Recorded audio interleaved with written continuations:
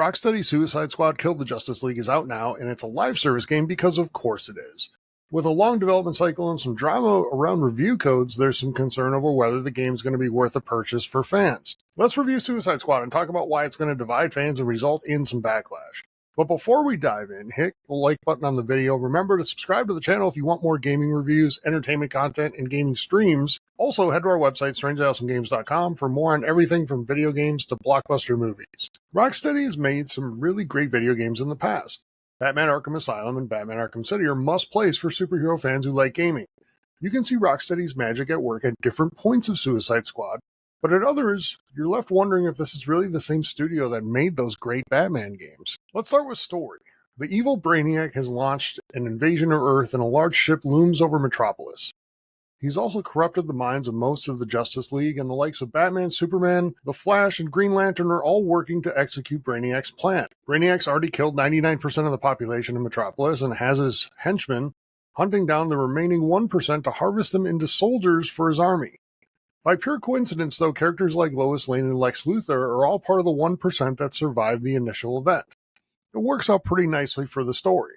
With heroes no longer available to save Metropolis, Amanda Waller and Argus have recruited the Suicide Squad, also known as Task Force X, to kill the Justice League and save the world. To control the likes of Boomerang, Deadshot, Harley Quinn, and King Shark, Waller has bombs implanted in their heads that she threatens to detonate if they don't follow her orders. As Task Force X builds their powers and gets ready to take on the members of the Justice League, you'll encounter many DC characters like the Penguin, Poison Ivy, and Lex Luthor. They add a lot of fun to the story, but they also unfortunately are used to generate a lot of really repetitive side quests around the city. Rocksteady does a pretty admirable job of building the humor of the Suicide Squad brand into the story, and it doesn't feel that forced.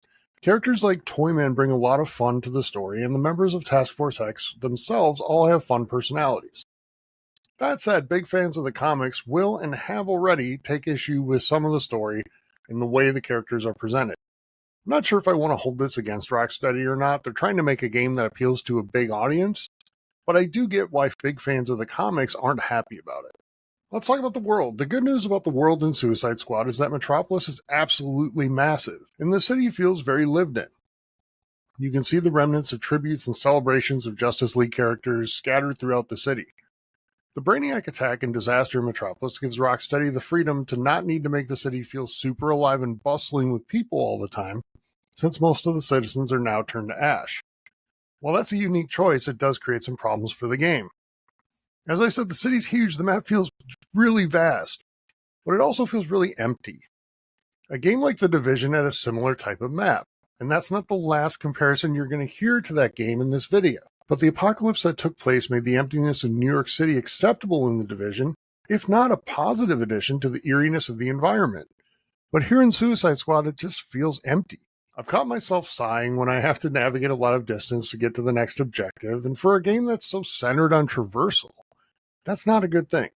But if you're a fan of the comics, you'll find a lot of Easter eggs around Metropolis. As a fan, it's fun to go explore and see different things from the world. I just wish it felt a little more vibrant and alive. Let's talk gameplay.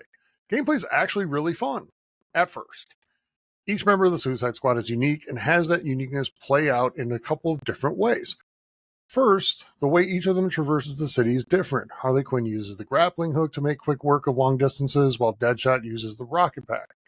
King Shark and Boomerang have their own methods too. Combat's also unique based on the character you're using. Deadshot will be a favorite of players who like the assault and sniper rifles, while shoddy fans are probably going to gravitate to Boomerang. Melee ass kickers will love Harley Quinn and her baseball bat. True to Rocksteady history, combos dominate combat in Suicide Squad Kill the Justice League. Accumulating big combos will give you different bonuses and help you unlock better gear and weapons. Those combos are going to give you damage boosts while in the midst of a big fight too. Several challenges through the game give you the challenge of only dealing damage through one method. So for example, you might only be able to deal out damage with critical hits, or maybe for a different side quest, only grenades will hurt enemies. These challenges make side quests seem a little different from each other, but only a little. That brings me to the biggest problem Suicide Squad has. The fact that for as unique as every character is with their abilities and playstyle, the game starts to feel repetitive really fast. Every fight turns into basically using right trigger to attack and bring down the shields, hit them with immediate criticals, and if you can, hit their legs so you can absorb their shields. It's a fun bit of gameplay until you're doing it for about the 500th time. That said, the big set pieces and boss battles are rather fun. They offer creative fights and good story, and truly are a good time and a lot of fun. It's just that getting to them becomes a giant pain after a while. How about that replayability and fun factor? So Suicide Squad, we know it's a live service game, and that's what's holding it back the most, to be honest. Everything is built to keep you busy over a long period of time rather than to give you one meaningful experience, like, for example, Marvel Spider-Man did. The problem is that aside from the story, nothing makes me want to keep playing to get the next thing, whether it's a weapon or gear. If you can't hook me or other players with the need to get what's next, that next gun, that next armor, the next skill, the next whatever, you don't have a good live service experience. For studios accomplished as Rocksteady, there is an absolute stunning lack of originality in Suicide Squad.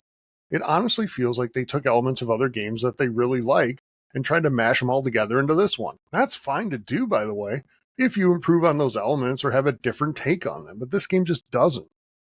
Playing Suicide Squad, every time I open the map, I can't help but think that someone at Rocksteady really enjoyed the hell out of the Division.